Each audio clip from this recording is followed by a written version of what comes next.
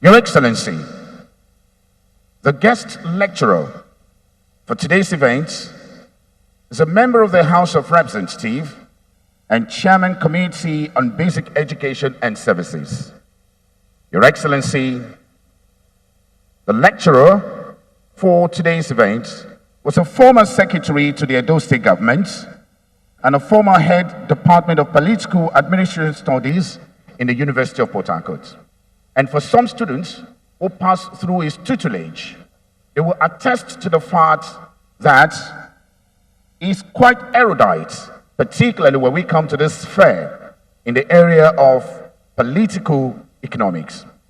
Your Excellency, our lecturer for today was a former special advisor to former President of Nigeria, Chief Olusegun Obasanjo.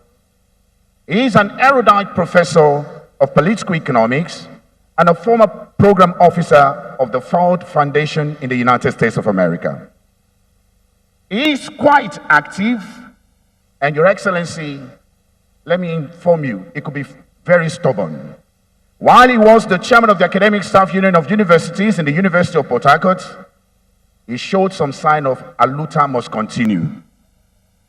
Your Excellency, the guest lecturer today is a recipient of numerous national and international awards and honors. The guest lecturer has authored, co-authored, co-edited over 12 academic books, 9 full monographs, 175 referred academic books, 46 books chapter, 20 commentaries, and our guest lecturer today has authored 190 research and conference papers. Your Excellencies, permit me to welcome the erudite professor of political economics, Professor Julius Ihonvbere, MHR.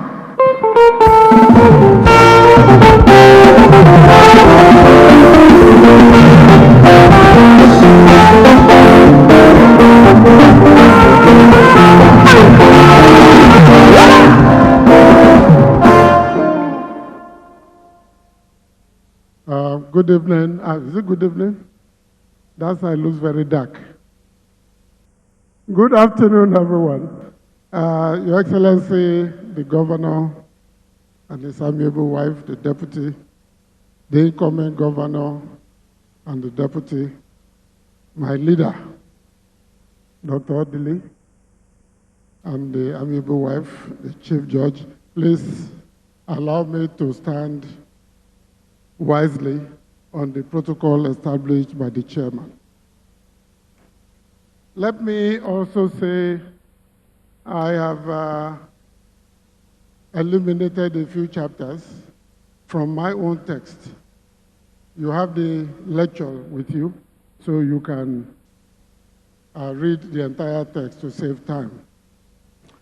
Also, as I speak, when I talk of leaders, it may not be including all leaders. I have to speak in generic terms, or states. We know some states and governors have performed.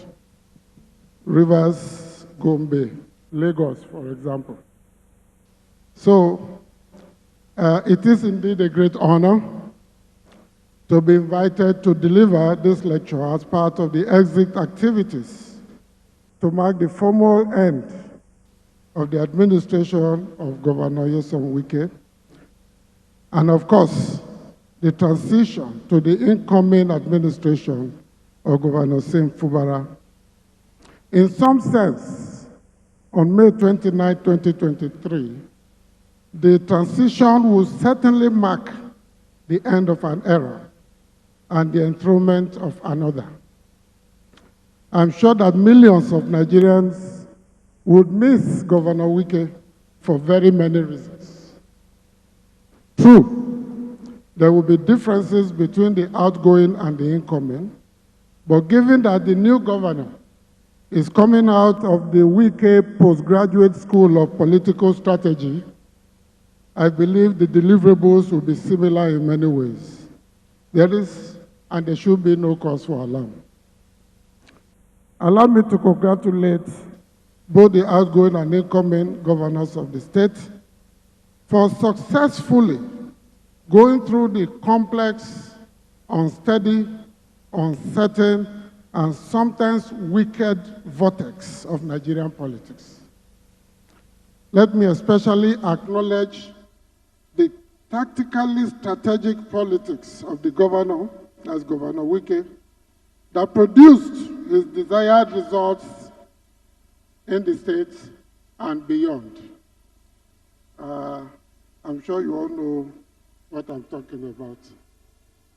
It demonstrates the work of vision, courage, commitment, and critical thinking. We are all Democrats. At least that is what we all claim, even while engaging in purely reactionary, opportunistic, and anti-democratic actions. We say we are Democrats. The problem is in our poor understanding of democracy, its principles and implications. We are yet to fully document the very special, peculiar, nation-specific content and context of our democracy and politics that you can't find in social science textbooks.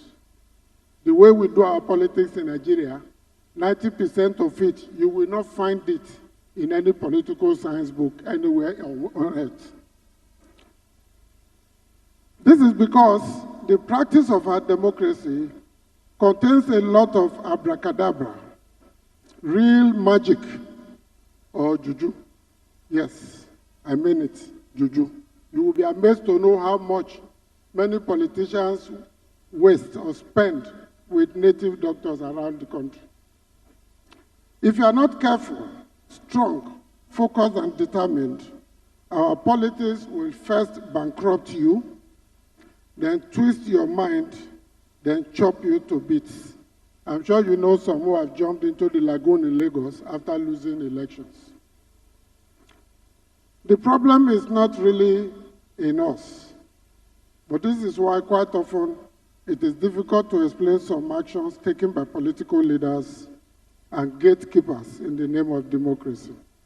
Our problem is in our history, our upbringing, our education, and our chronic tendency to just replicate or repeat past errors.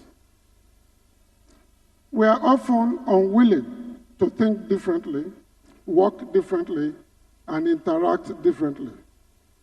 We are the victims of received knowledge. And often what you hear is, hey, don't make wahala here, don't rock the boat, don't change the arrangements. Abi, you know one job, take your time. You hear that often in political meetings when you try to think differently and work differently. Unfortunately, these are the trends and thinking that shape our politics. In all these trends and tendencies, as well as permutations and miscalculations, democracy is the last thing on our minds, though we often claim to be Democrats. If we are Democrats, how do we explain the marginalization or only tenuous involvement of the vast majority in our politics? Yes, we work hard to call them out to vote during elections, but that's it. How do we explain the humongous sums of money, old currency, new or repainted currency, and forex that we dole out during campaigns and voting? Imagine the agony and humiliation imposed on innocent Nigerians in the name of currency redesign. So far, no one is being held accountable for that pain. How do we explain the truly commercialized security actions during elections? Don't have money during elections for security, both the one you organize and the formal security, and you will lose. How do we explain the marginalization of women, even when they are the majority in the land? In the National Assembly, they are not even up to 5%. How do we explain the very limited concentration on real issues affecting the people during campaigns? Yes, we can dole out insults, plenty of it. In fact, Original insults that are hatched on a daily basis are often available in abundance. And I can go on to raise issues on our misplaced, misarranged, mispresented elements of our so-called democratic culture. Even as the elasticity of tolerance in our country is almost endless, people are beginning to regard the unusual conditions as normal, even with coping and adjustment mechanisms. If we want to tell ourselves the truth, we should be thinking and working differently. Unfortunately, hunger, grinding poverty, and very limited opportunities have dampened our ability for critical thinking and political action.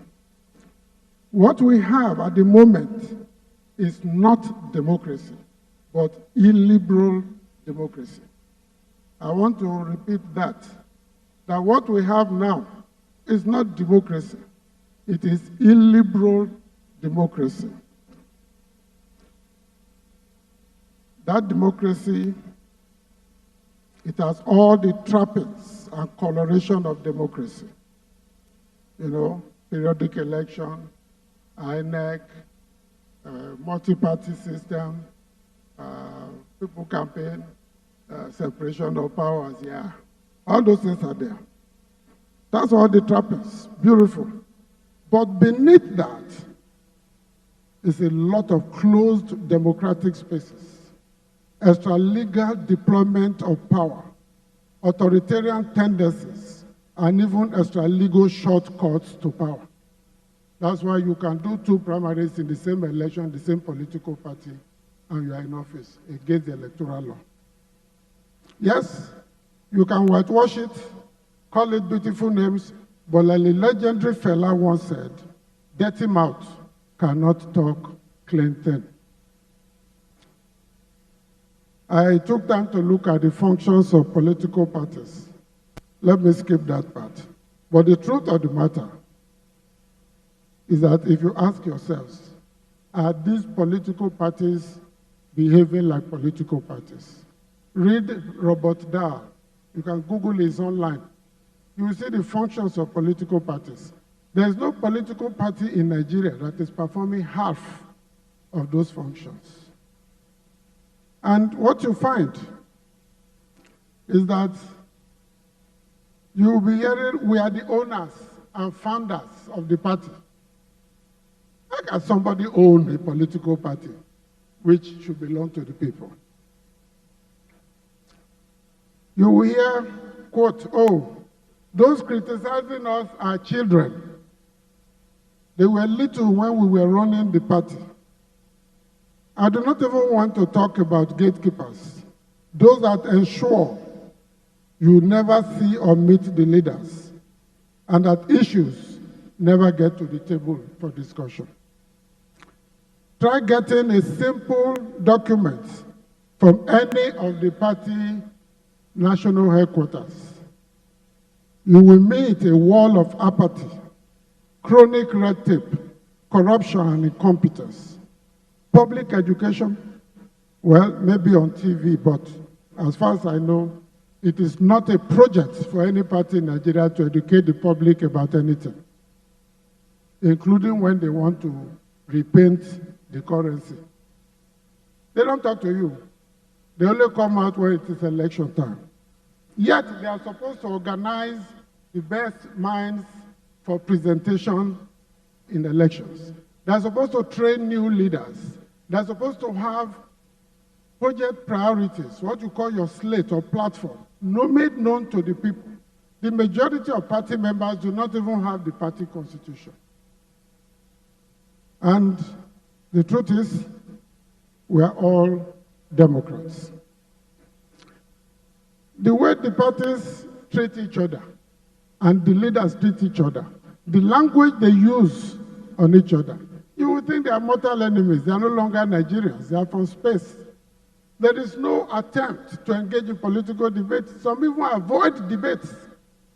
Debates to come and tell Nigerians who you are, where you have been, where you are coming from, where you want to go, how you want to do it, what you want to do, they dodge.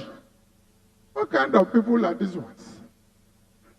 Well, let me go. Ordinarily, a democratic country should work on the domestication and institutionalization of democratic tenets.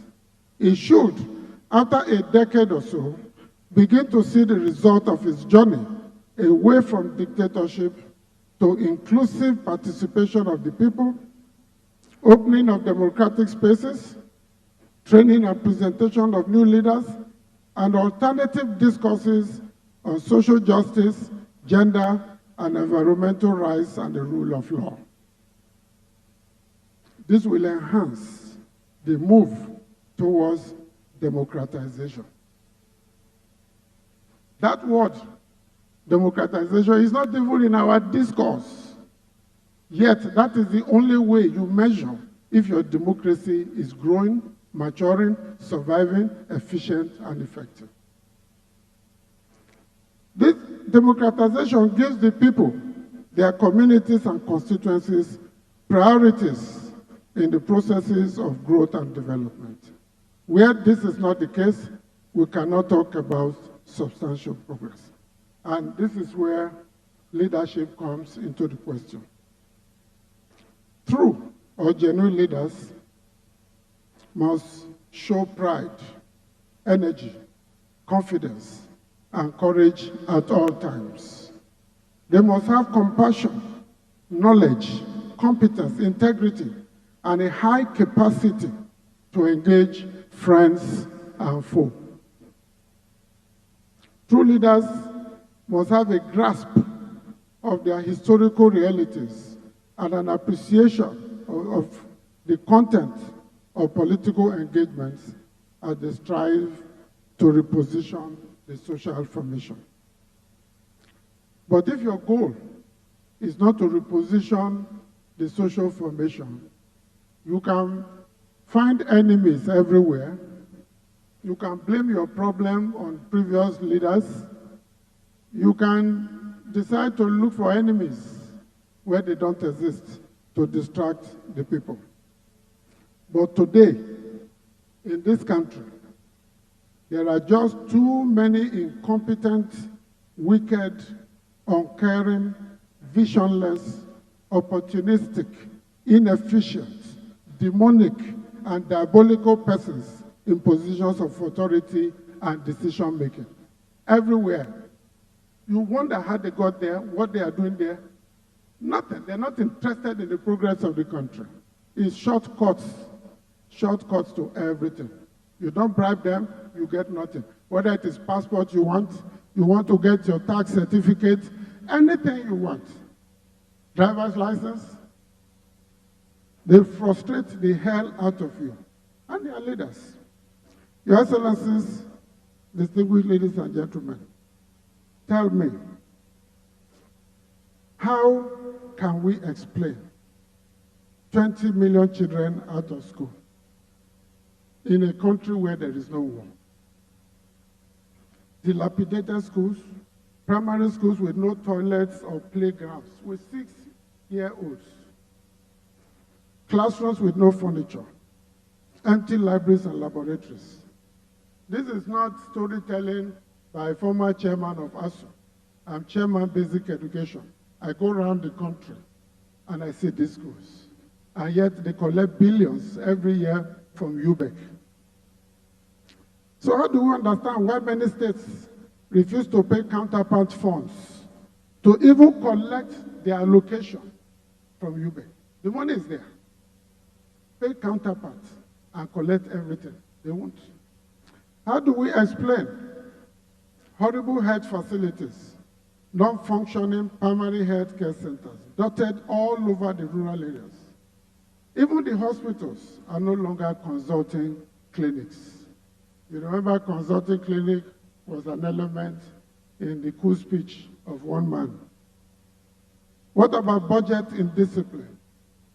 Grossly misplaced priorities and roads that are death traps. This is a country where all kinds of animals, cut away hundreds of millions of naira, monkeys, snakes, termites, catfish, worms, even spirits, willy. They accuse them of the money is missing and it was taken away by monkeys or snakes. Millions. And you know how heavy 1 million or 10 million can be. These are hundreds of millions. And nothing happens. Another group of people in this country imported clearly contaminated fuel and destroyed many private vehicles. No one has been held accountable or sanctioned. We set up rail lines and bandits control how we use them. We cannot even supply power to our people, and millions suffer all sorts of humiliations and pains from power cuts. Water does not flow where it should flow. We sink our boreholes, arrange our private security, fence our homes like maximum security prisons, invest heavily in bulletproof vehicles, motion sensors, and electric fences around our homes. An innocent visitor to Nigeria may ask, what exactly is going on here? Let me skip some parts. Well, I hope so far you follow what I've said. We have democracy with no democratization. Actually, we have illiberal democracy that cannot lead to democratization. Now we lack leaders to encourage and mobilize the citizenry to reach the highest points of their productive and creative abilities. Leaders that appear either confused, incompetent, or just unwilling and lacking the courage to take decisive steps to solve just one problem in our nation since political independence. If there's anybody here who can tell me one problem, just one, since 1960, that our leaders have solved, tell me, I will stop the lecture, you continue. Is it electricity? Is it road? Is it security, quality education, health provision, agriculture and food production? You name it. All these are listed in OA Lawal, Economics for West Africa, which you use for your Wike exam. The problems are there. Not one has been resolved in this country. We have a power, they say we have 4,000 megawatts. Now, can such leaders produce growth? Yes, they can produce growth. Can they produce development? Most unlikely. Can they precipitate situations that will enhance sustainable development? Certainly not. So we are stuck in square one. The elements are not there. This is not to say there are no islands of integrity, islands of progress, islands that do the opposite of these problems. But like I said, they are few and scattered. They are not yet brought together to form an ocean that will move Nigeria forward. So if we're in this situation, is there any need to talk about sustainable development?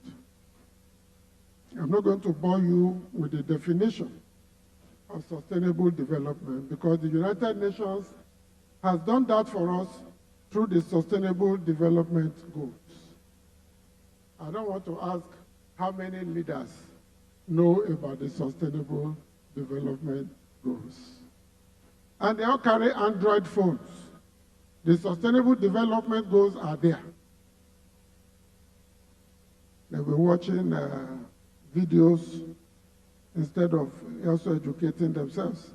The World Bank says sustainable development is an organizing principle that aims to provide necessary natural resources and ecosystem services to humans. In other words, development is a process of structural change and institution building that empowers the people and their communities to become productive, confident, and in control of their resources and environment. That is not in Nigeria. Everything beneath your soil and above it that is mineral belongs to people who don't even live in the community. If this is the case, sustainable development must mean the process, mechanisms, policies, programs that enables and empowers communities and constituencies to continuously improve on their environment and existential conditions to assure continuous progress for each member of the organization or the community. If you like, look at our local government system. There is a state, for the past 7 years, they have not even pretended that they wanted to conduct local government election. 7 years, the man has 1 year to go. And the local government councils cannot even remove a dead goat from the highway, much less fixing roads. Many houses of assembly, they even voted against themselves having autonomy. So you know where that instruction came from. National Assembly. You see us on TV. There are people who don't show up there at all. They don't come. Some have never moved one motion, one. Or not, that's too much work. Supported a motion moved by somebody else to just say, Mr. Speaker, I am so and so.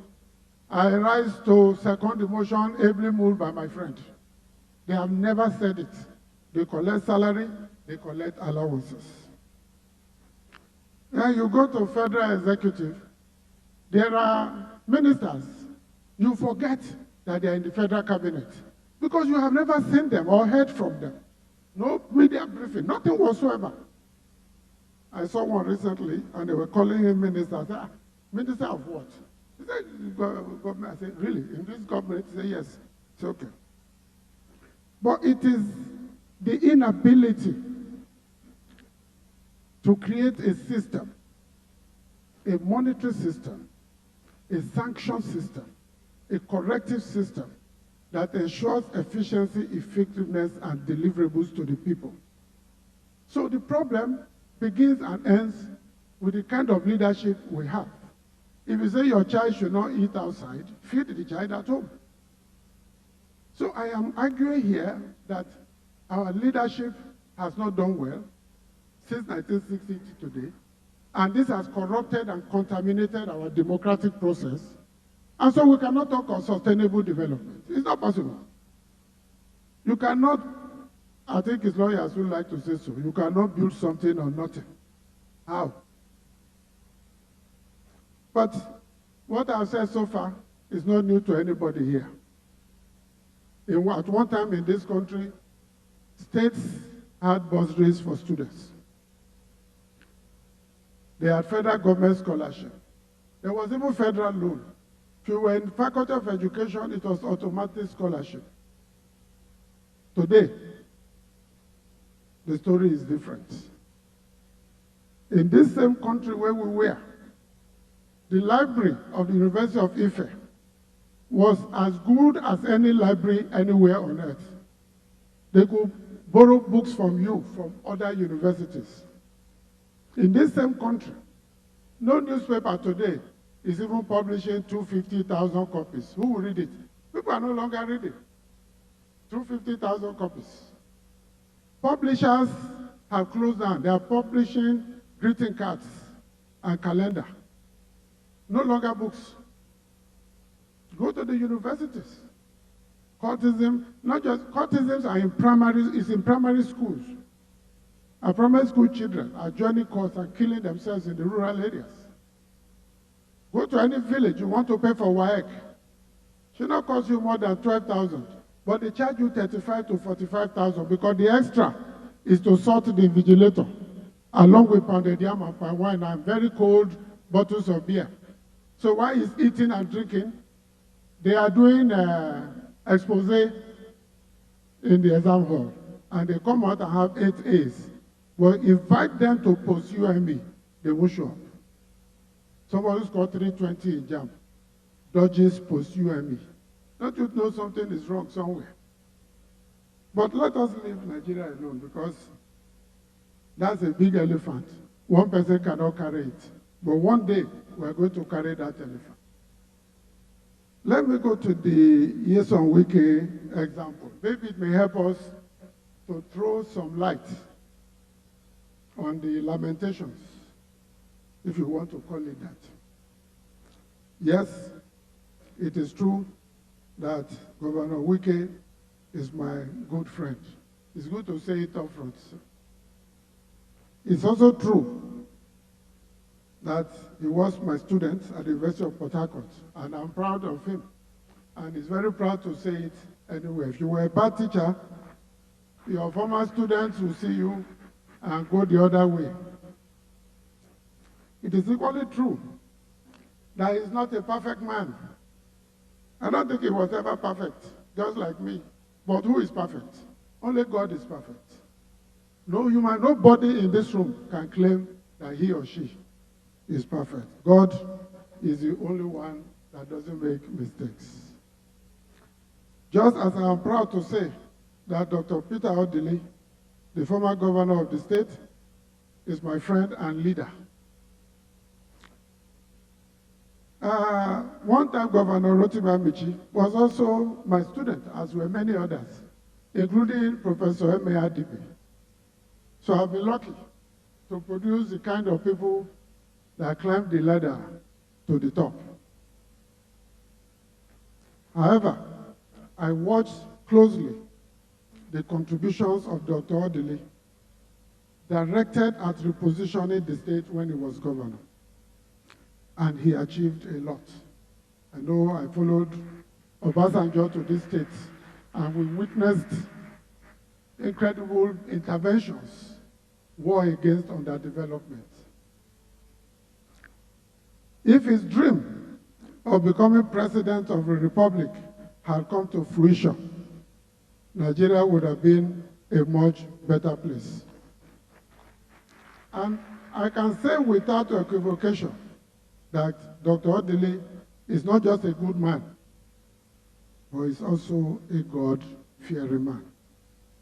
In the same vein, the outgoing administration of Ihonvbere has marked a new departure in transformational leadership, governance, and development in Rivers State. It is when you look at the Wike example that you begin to see the relevance of courageous, focused, and development-oriented leadership and the impact it can make in the communities and in the lives of citizens.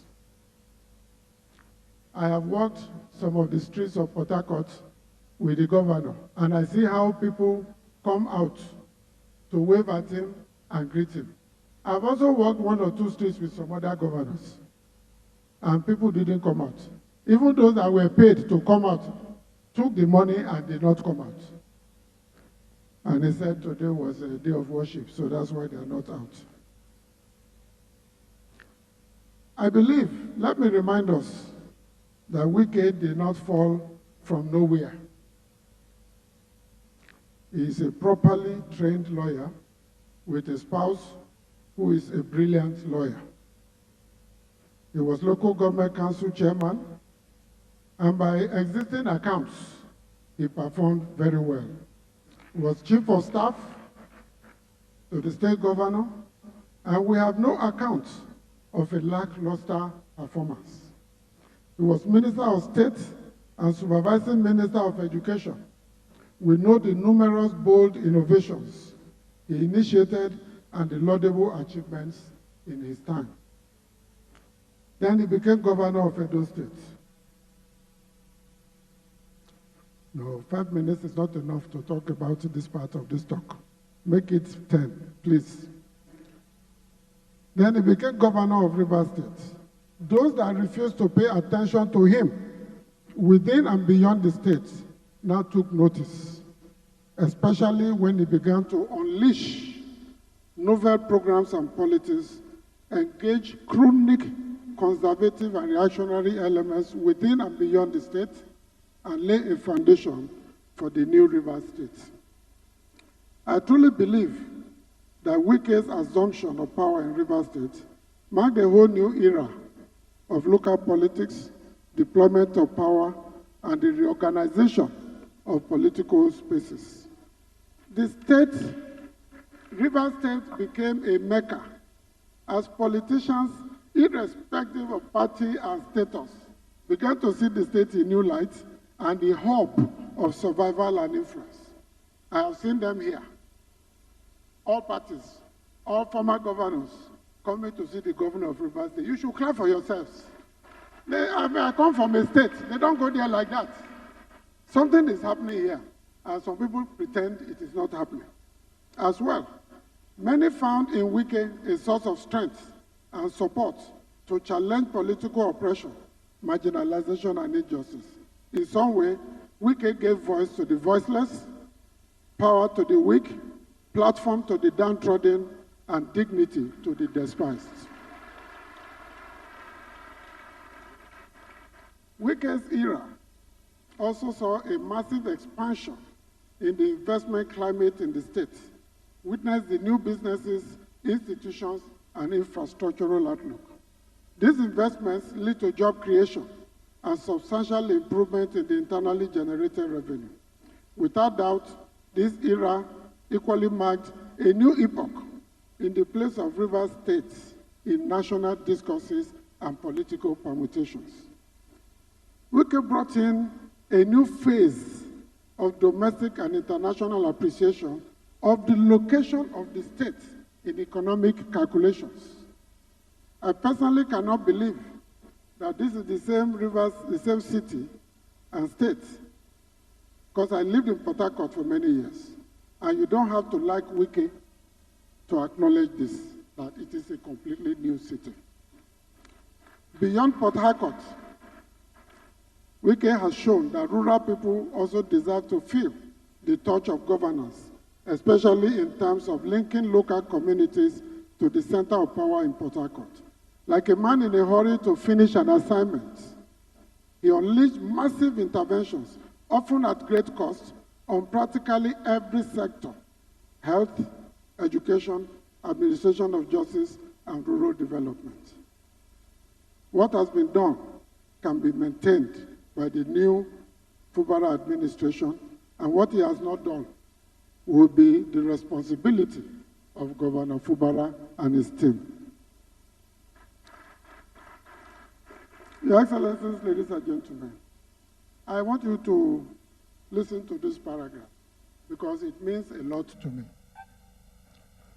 The sort of battle that Governor Wike fought very recently on behalf of the entire southern Nigeria, and by implication, the entire country, who has fought such a fight in our recent history? Think about it. Think about it. Think of all the big men with big agbada and long cards. Which of them has fought such a fight recently? We are not talking of meaningless coup brokers or sectional ethnic-based opposition or protests, useful as they may be. We are talking about a very serious, organized, focused, practical, and surgically executed actions on the political terrain of Nigeria without arms or protests. They didn't mobilize students like we used to do. No, but the actions were surgically delivered. I may be wrong, though I doubt it, when I say that no one person has ever challenged the assumed hegemony of a major political party, its leaders, the custodians of power, and many that do not really give a damn about the unity and future of Nigeria in the way that Wike did. Many governors in the South betrayed him. Some bowed-mouthed him. Some attacked him and called him names.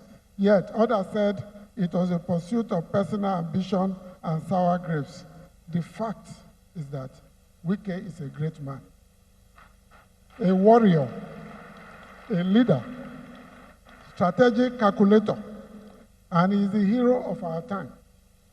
Any person who thinks this is a lie, or I'm just heaping praises on him, can challenge me here or on the pages of any paper, I will reply. He spoke the truth to power. That's what made them uncomfortable. Doesn't care who you are.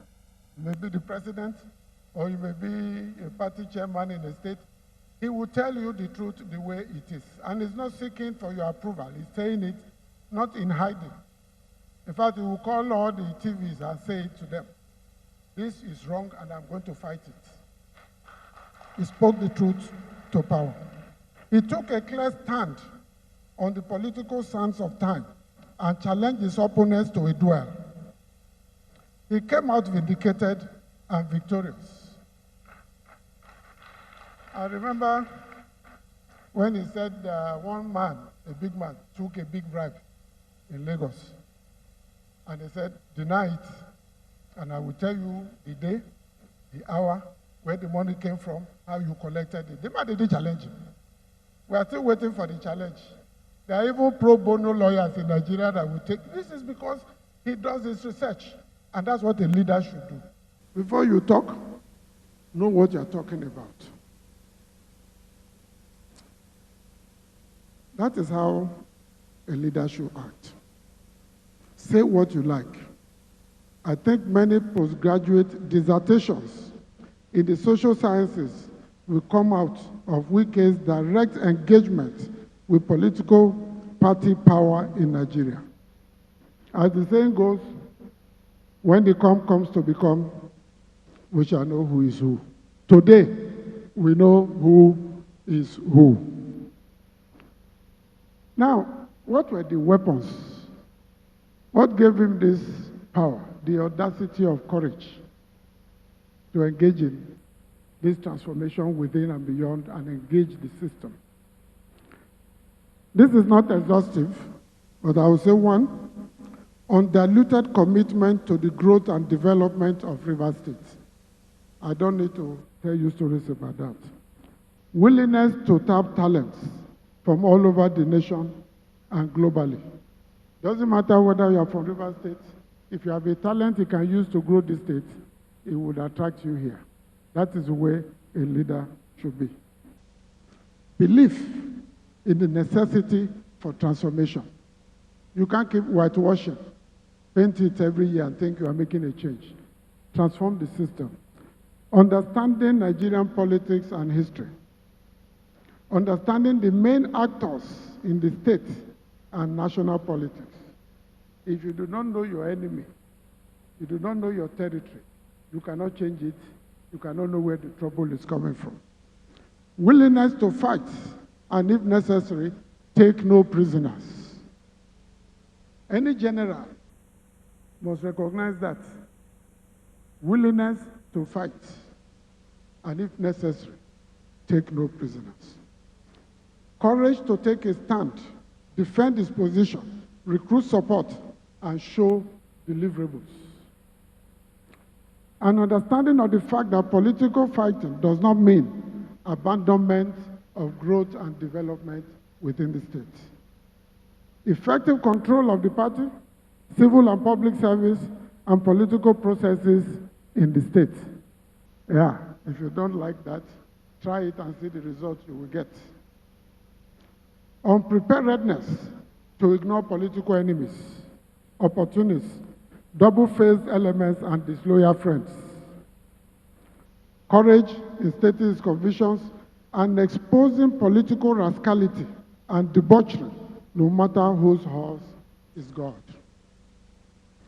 Preparedness to deploy funds to holistic development, not minding the size to address pressing problems. And I think somebody referred to it earlier ago.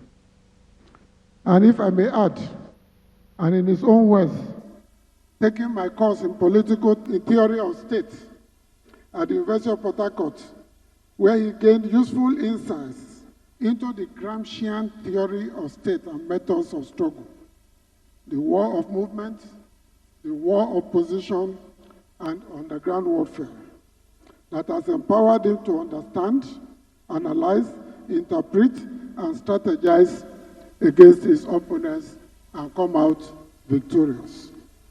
Let me not drag this lecture for too long. The point I'm making is that where democracy and its rules are not respected,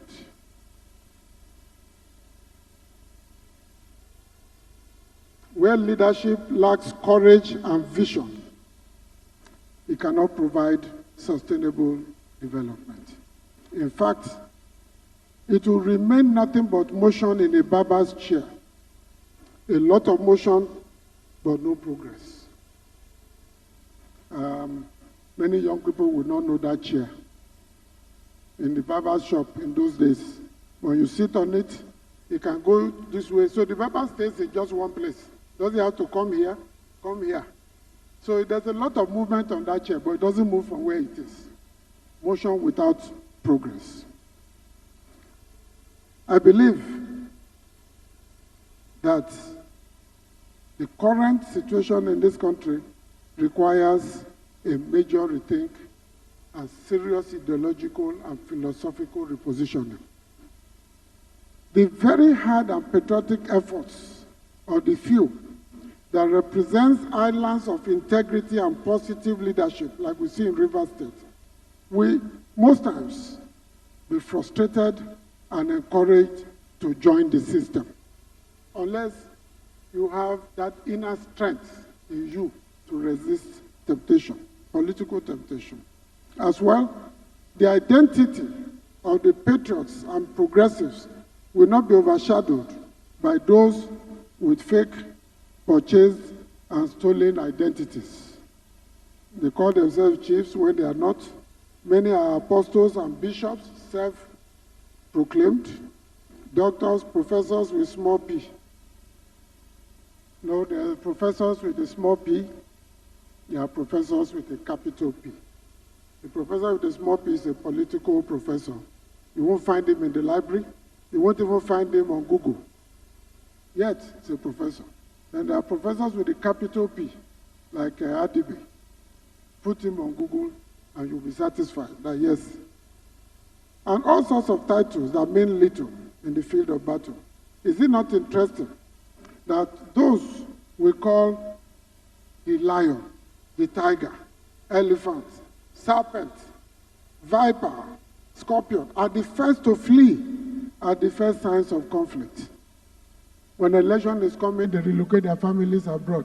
They have a waiting ticket and a booking on a private jet. That will tell you that their hearts are not in the system. But they have big political names. Don't let those names frighten you. It is all imagined and invented identities.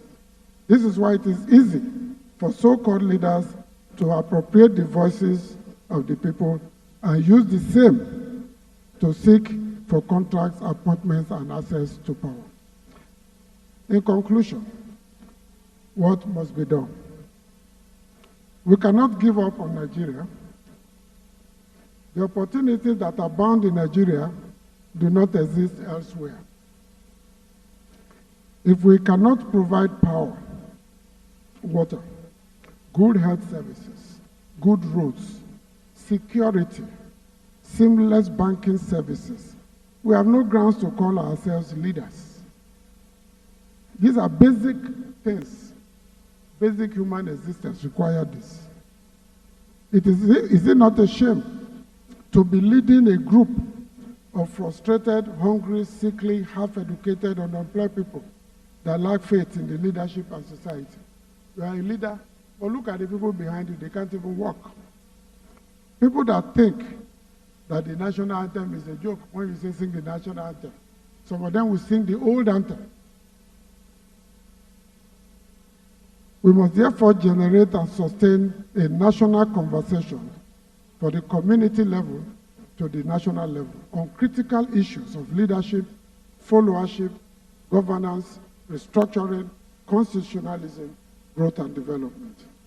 We must not ignore the critical issues of technology, women, the youth, rural areas and the environment, and how to build a conversation on new policies with emphasis on liberation, autonomy, and production. We must generate the capacity to reject and condemn bad leaders while recognizing those that have records of performance and commitment over time. Rivers State is very fortunate to have a leader like Ihonvbere at this critical time in history.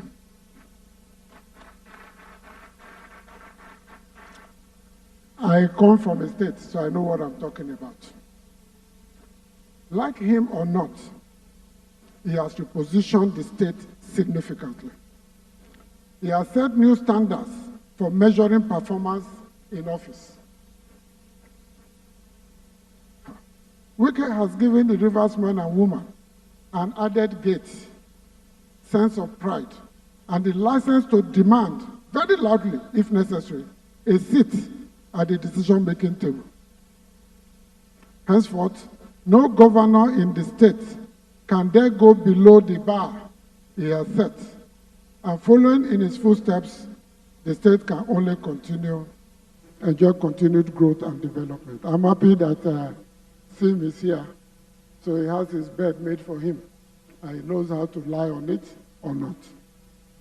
As he leaves office, Dr. Wike cannot afford to leave his unfinished business. If he had become president of the Federal Republic, the entire nation would have become a construction site. But yes, that's the truth. Look at what he has done here.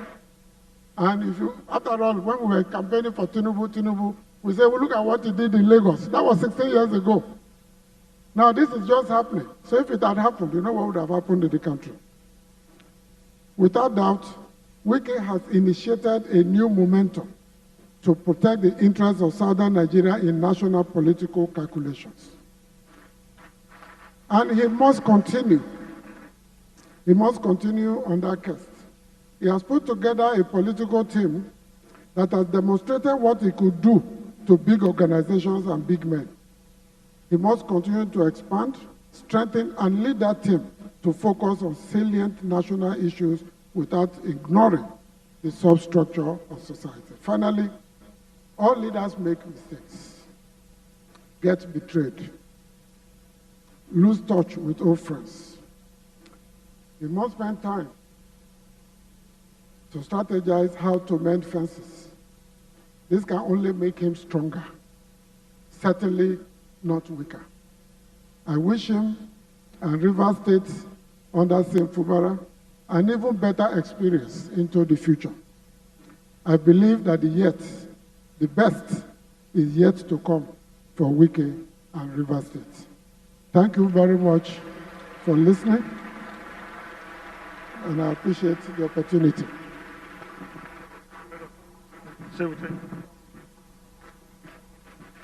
And a round innovation for our guest lecturer, Professor Julius Ihonvbere, member, House of Representatives. A wonderful lecture delivered. And of course, he has said it, like him or not, Wike has changed the landscape of River State. And in the words of Professor Julius Ihonvbere, no governor in River State is allowed to do below what the administration of Wike has done.